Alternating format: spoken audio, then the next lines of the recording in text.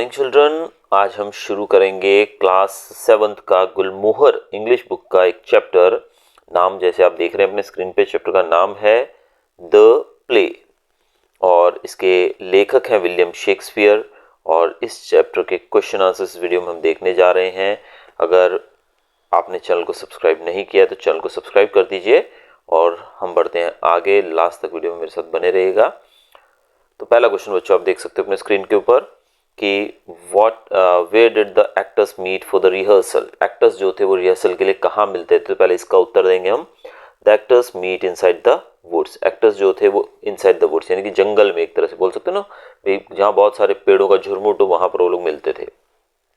इसी का दूसरा प्रश्न है why did they think it was a convenient place. वो जहां पर मिलते थे उसको एक कन्वीनियंट प्लेस वो क्यों मानते थे, कि उनको ऐसा क्यों लगता था कि जहां वो मिल रहे हैं यानी कि वो जो वुड्स हैं वो एक बहुत अच्छी जगह है उनकी प्रैक्टिस वगैरह के लिए, ऐसा क्यों था। बिकॉज से शुरू करेंगे आंसर को। The green plot could be their stage. जो ग्रीन प्लॉट यानी कि चारों तरफ जो ग्रीनरी थी और जो घास का मैदान था वो उनके एक स्टेज की तरह काम आ सकता था। दूसरा, the hawthorn brake could serve as their green room. और उनका जो हाथन ब्रेक था, हाथन ब्रेक मतलब कंटीली झाड़ियाँ, कांटेदार जो झाड़ियाँ होती हैं उसको हिंदी में नागफनी भी बोलते हैं। तो ये जो पौधे थे वो उनके ग्रीन रूम की तरह काम आते थे। And they could rehearse there as they would have to act in front of the duke. वो वहाँ पर रिहर्सल करते थे क्योंकि उनको ड्यूक राजा के सामने अपना नाटक पेश करना था। बढ़ते हैं दूसरे क्वेश्चन की तरफ। Read and answer the questions. Read करके हमें आंसर देना है क्वेश्चंस का। I see their knavery this is to make an ass of me, to fright me if they could, but I will not stir from this place, do what they can. Now, पहले आप question पूछा गया who is the speaker. Speaker कौन है? The speaker is bottom. Bottom जो है वो speaker है यहाँ पर। Why did he think the others were making an ass of him? उसको ऐसा क्यों लगता था कि बाकी लोग उसका बेवकूफ़ बना रहे हैं? Puck changed his head into the head of an ass. When he re-entered according to his cue, the others were scared to see him as an ass head and ran away. They came back one by one to tell him that he was changed, but Bottom did not believe or understand them. He thought they were trying to make a fool of him.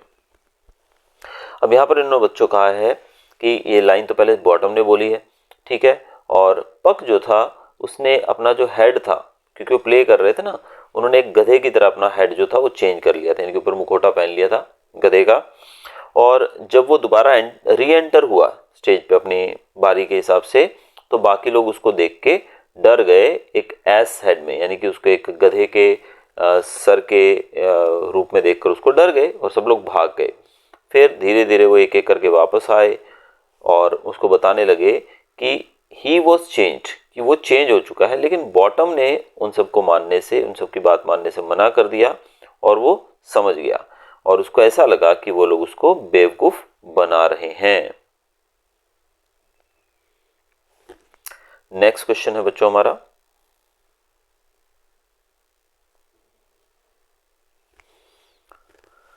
What did the speaker decide to do and why? Speaker ने क्या करने का decide किया और क्यों? Bottom decided to not move from the place no matter how oddly the others behaved. Bottom ने ये निश्चय किया कि वो वहाँ से नहीं जाएगा, भले बाकी लोग कितना भी उससे बुरा व्यवहार करें, लेकिन वो वहाँ से नहीं जाएगा। He decided to walk up and down right there and sing so that the others could hear him and know that he was not frightened. वो आगे पीछे चलने लगा यानी कि टहलने लगा और गाना गाने लगा थोड़ा तेज आवाज में, ताकि बाकी लोग उसको सुनकर ये समझ जाए कि वो यहाँ से गया नहीं है, उसको डर नहीं लग रहा है और वो अभी भी वहीं पर मौजूद है।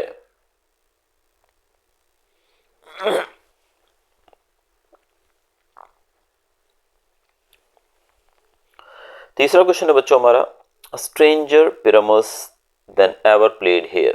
Who was Puck referring to? What mistakes did the actor make? यहाँ पर फिर से क्वेश्चंस को बांटा गया दो पार्ट में। तो पहला पूछा गया है कि Who was Puck referring to? तो ये सेंटेंस के द्वारा पक जो है किसको रेफर कर रहे हैं? He was referring to Bottom who was playing Pyramus. वो बॉटम की तरफ इशारा कर रहा था जो कि पिरामस का रोल निभा रहा था। और what mistake did the actor make, actor ने क्या मिस्टेक की? Bottom mixed up the words ओडोर्स and ओडियस while saying his lines, उसने ये दो शब्द जो हैं जो कि काफी सिमिलर दिखाई देते हैं, इनको मिक्स कर दिया। तो बच्चों अगला प्रश्न हमारा है question number 4, Puck affected bottom both directly and indirectly. How did he do that? पक ने बॉटम को डायरेक्टली और इनडायरेक्टली यानी कि दोनों तरीके से उस पर प्रभाव डाल दिया। उसने ऐसा कैसे किया? Puck changed Bottom's head into that of an ass, Puck ने बॉटम का सर जो था वो एक एस के हेड में चेंज कर दिया था, गधे के हेड में चेंज कर दिया था। That was how he affected him directly, तो ये तो उसने डायरेक्टली उसको अफेक्ट किया, भी उसकी जो हेड था उसको बदल दिया। The other actors were scared of bottom and ran away, बाकी जो एक्टर्स थे, दूसरे लोग जो थे वो उससे डर गए और वो भाग गए। Puck also dropped the juice of a magical flower on Titania's eyelids while she was sleeping, Puck ने एक मैजिकल फ्लावर का जूस जो था वो टिटेनिया की आईलिड्स पे डाल दिया था जब वो सो रही थी। Because of this when Titania woke up and saw Bottom, she immediately fell in love with him. और उसके कारण जैसे ही वो उठी तो उसने जैसे ही बॉटम को देखा तो वो उसके प्यार में पागल हो गई। She insisted on keeping him with her. उसने कहा कि उसने टिटेनिया ने कहा कि मुझे अपने साथ ही रखो। That was how Puck affected Bottom directly. तो इस तरीके से इनडायरेक्टली भी उसको प्रभावित किया।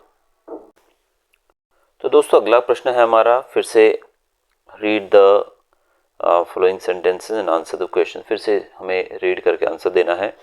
Methinks mistress you should have a little reason for that, and yet to say the truth, reason and love hardly keep company together nowadays. Who was speaking to whom and when? कौन किससे बात कर रहा है और कब? Bottom was speaking to Titania. Bottom Titania से बात कर रहा है। He said this when Titania woke up. Titania जब उठी तब उसने ऐसा कहा। Saw him and told him that she had fallen in love with him.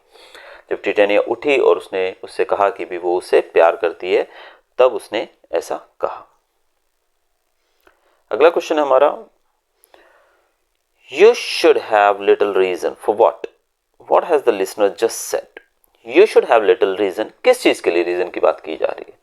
The listener Titania had said that she had fallen in love with Bottom and in reply he said that she should have little reason for falling in love with him. तो Titania ने जब उठकर उससे बात की, bottom से बात की, उसको देखा तो वो उसके प्यार में पागल हो गई और उसने उससे कहा कि मुझे अपने साथ ले चलो। तो ऐसे में बॉटम जो है वो उसको कहता है कि तुम्हें कोई भी काम करने के लिए कोई रीजन तो होना चाहिए। आगे प्रश्न है हमारा, what did the speaker mean by reason and love hardly keep company? इससे क्या मतलब है? Bottom meant that love rarely follows reason or logic. Bottom ने कहा कि लव जो है, प्यार जो है, वो रेयरली यानी कि बहुत ही कम होता है कि जब किसी रीजन या लॉजिक से वो आगे बढ़ता है। नेक्स्ट क्वेश्चन हमारा, B kind and courteous to this gentleman. Which gentleman does this refer to? How should Titania's fairies be kind and courteous to him? तो तीन पार्ट में इसको बांटा गया, पहले आंसर देंगे। दिस रेफर्स टू बॉटम, अब यहाँ पर किसकी बात की गई है? बॉटम की बात की गई है। Titania told Bottom that her fairies would attend on him. Titania ने कहा बॉटम से कि मेरी फेरीज जो हैं, मेरी परियां जो हैं, वो तुम्हें अटेंड करेंगी। Bring jewels from the depth of sea, वो तुम्हारे लिए समुद्र की गहराई से हीरे मोती लेकर आएंगी। And sing to him while he slept on pressed flowers, और इसके लिए वो गाना भी गाएंगी जब वो फ्लावर्स के ऊपर सो रहा होगा। She asked her fairies to be kind and polite to him, उसने अपनी फेरीज से कहा कि इससे बहुत ही दयालुता से, नम्रता से बात कीजिएगा, पेश आइएगा। She told them to hop, dance and amuse him as he walked, उन्होंने उनसे कहा कि इसके आजू बाजू कूदते रहिए, डांस करते रहिए, यानी कि इसको खुश रखिए जब ये चलता है।